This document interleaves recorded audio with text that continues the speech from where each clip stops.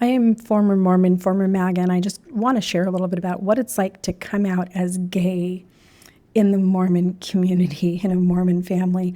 When I was a young trad wife, I'd been married for maybe 5 years and I had one little toddler, I had a Mormon cousin who came out as gay, and our whole entire family shunned him.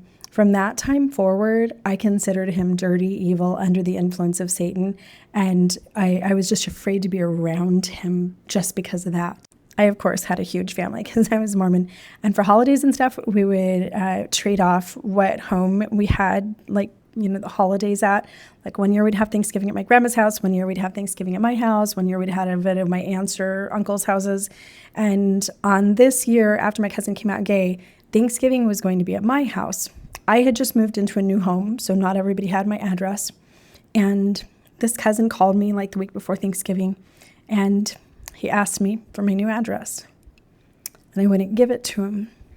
The only reason I wouldn't give it to him is because he was gay. There are two reasons for that. First of all, I had a 2-year-old son, and I just didn't trust a gay guy in the house around a 2-year-old.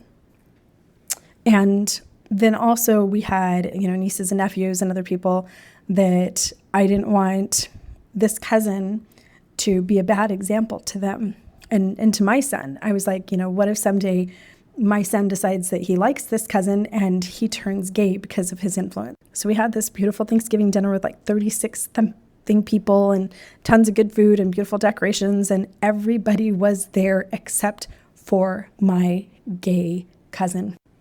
On New Year's Day that year, I got a phone call that he had been killed very tragically. He was only 20 years old. I remember even at his funeral, sitting there and thinking how sad it was that not only had he lost his life, but he was going to burn in hell, which in Mormonism is called the celestial kingdom, for the rest of eternity, that he could never be with his family, that he could never be with God, simply because he had a boyfriend. Violence is never the answer. Murder is never the answer. I absolutely do not condone the crime that this young boy committed, but I can imagine the intense pain that this young man would experience as his family and his community and his religion, and then people like Charlie Kirk lashed out at the LGBTQ community. Here's what freedom of religion actually means. It means that if you don't believe in being gay, then don't be gay. But it does not give you the right to dehumanize and degrade other people.